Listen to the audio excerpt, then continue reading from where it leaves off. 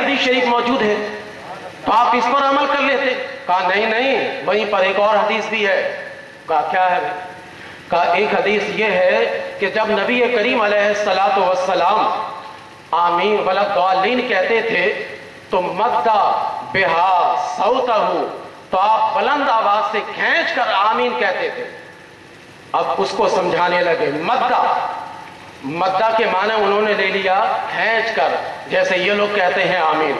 کہنے لگے نہیں میرے بھائی، حدیث کو سمجھا کرو. فرق یہی ہے تمہارے لیے ہمارے درمیان کہ ہم نے احادیث کریمہ پر عمل کیا ہے سمجھ کر. تم حدیث کو سمجھتے بھی نہیں اور عمل کے لائق بناتے بھی نہیں ہو. مدّ ذرا سا نورانی قاعدہ جو پڑھتا ہے نا، اس بچے سے پوچھ لیجئے کہ مد کس کو کہتے ہیں. وہ کہے گا کہ کسی کو کھینچ کر پڑھنا. جیسے کہ آپ آسمان کو آپ قرآن پاک میں جب ادا کیجئے گا ولا فی السماء، آپ نے کھینچا نا، اس آواز مد کے کھینچنے کو مد کہتے. تو آمین کے الف پر مد ہے تو آپ جو ہے اس مد کو کھینچ کر، ایک ہوتا ہے امین کہہ دینا اور ایک ہوتا ہے آمین. فرق ہے نا. کہا اس میں آواز رفع بہا صوتہ نہیں ہے کہ تم اتنی آواز کو بلند کر رہے ہو، اس میں ہے مد بہا صوتہ، کہ آپ اپنی آواز یعنی الف آمین کے الف پر آپ مد کرتے تھے، کھینچتے تھے. یہ ہے اس کا جواب.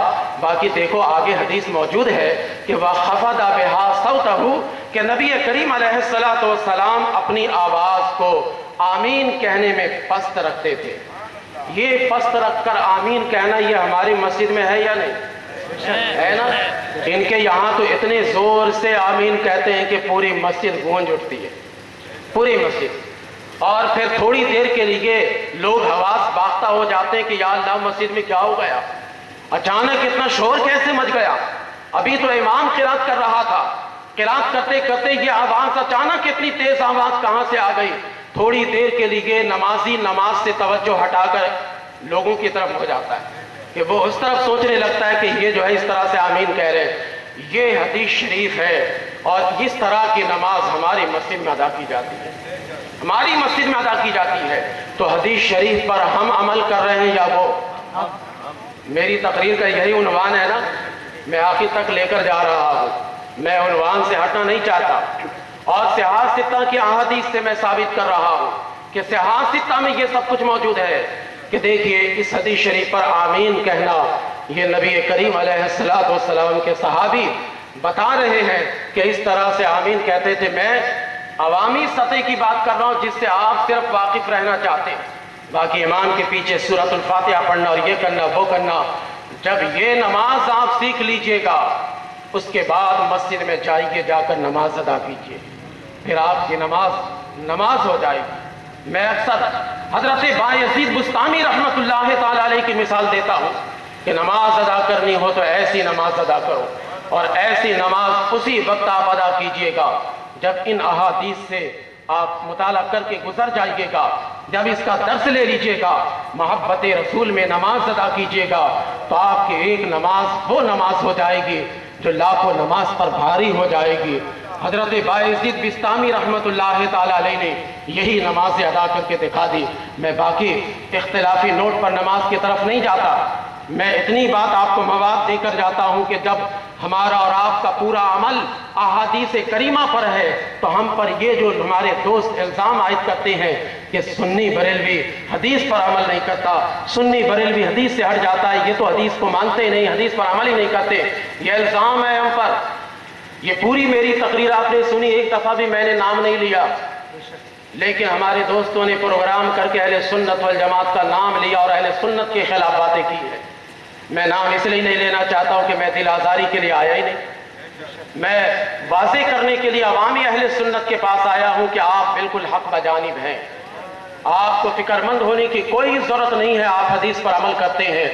جب نماز کا یہ نقشہ ہمارے اور آپ کے سامنے آ جائے اور اس طریقے سے ہم نماز ادا کریں تو اب ہماری نماز میں کیا لذت ملے گی. ذرا میں ایک واقعہ سناتا ہوں اور یہ بھی سمجھنے کے لیے. صرف تاکہ یہ آپ اس کو سمجھ لیں، پریکٹیکل جو کام ہوتے ہیں وہ واقعہ ہی بنتا، میں اس کے بارے میں سمجھاتا ہوں۔ حضرت بایزید بسطامی رحمت اللہ تعالی علیہ، ان کے پاس کچھ لوگ آ گئے، حضرت آپ اللہ کے ولی ہیں اور اس علاقے میں ایک فاحشہ عورت نے ڈیرا ڈال دیا ہے، پورے علاقے کا ماحول خراب ہو رہا ہے، آپ کے رہتے ہوئے یہ سارے معاملات نہیں ہونا چاہیے۔ حضرت نے مختصر جواب دیا، سب ٹھیک ہو جائے گا، چلے جاؤ۔ حضرت ان کے جانے کے بعد چلے، نکل کر فاحشہ عورت کے دروازے پر جا کر مصلی بچھا دیا، تسبیح ہاتھ میں لے لی اور اللہ اللہ کرنے لگے۔ وہ عورت انتظار کرنے لگی کہ کوئی آئے، لیکن کوئی بھی نہیں آیا۔ اس نے اپنے خادم کو نیچے بھیجا، جاؤ جا کر دیکھو بات کیا ہے، کہ کوئی آ کیوں نہیں رہا۔ خادم نے آ کر جب دیکھا تو وقت کا ولی دروازے پر مصلی بچھا کر بیٹھا ہے اور اللہ اللہ کر رہا ہے۔ آ کر اس فاحشہ عورت کو بتا دیا۔ فاحشہ عورت نے کہا، جاؤ جا کر بایزید بسطامی سے کہہ دو اگر اللہ اللہ کہنے کا شوق ہے تو مسجد میں چلے جائے، اللہ اللہ کہنے کا شوق ہے خانقاہ میں چلے جائیں، اللہ اللہ کہنے کا شوق ہے ان سے کہہ دیجئے کہ صحرا بیابان میں چلے جائیں، یہاں تو ان کا کوئی کام نہیں۔ مختصر کلام یہ کہ انہوں نے کہا کہ میں اس عورت سے ملنا چاہتا ہوں، مجھے جو فیس ادا کرنی ہوگی میں ادا کرنے کے لیے تیار ہوں، لیکن میں ملنا چاہتا ہوں۔ چنانچہ وہ آگے گئے، جانے کے بعد فیس ادا کرنے کے بعد کہنے لگے کہ اے عورت یہ بتا کہ اب پوری رات میرا حکم تو مانے گی؟ وہ کہنے لگی بالکل۔ کہا جا غسل کر کے آ۔ غسل کا طریقہ حضرت نے بتایا، غسل کرتی ہے، آپ نے مصلی بچھا دیا، کہا نماز پڑھ۔ کہا نماز کس چیز کا نام ہے؟ ہمیں تو نہیں پتا۔ حضرت نے فرمایا کہ میں جس طریقے سے کرتا جاؤں، جس طریقے سے تجھے بتاتا جاؤں ویسے ویسے تو کرتی جا۔ وہ عورت ویسے ویسے کرتی جا رہی تھی، حتیٰ کہ جب سجدے میں گئی، سجدے میں جانے کے بعد جب اللہ اکبر کہہ کر سجدے سے اٹھنا تھا، آپ نے کہا اللہ اکبر، لیکن وہ اٹھ نہیں رہی تھی۔ پھر آپ نے کہا اللہ اکبر، وہ اٹھ نہیں رہی تھی۔ آپ نے بارہا اللہ اکبر کہے، لیکن وہ عورت اٹھ نہیں رہی تھی۔ آپ نے سوچا کہ کہیں اس کا انتقال تو نہیں ہو گیا۔ اسے پکڑ کر جب اٹھایا تو اس کی آنکھیں رو رو کر سرخ ہو گئی تھی، رو رو کر اس کی آنکھیں سرخ ہو گئی تھی اور وہ اٹھنے کا نام نہیں لے رہی تھی۔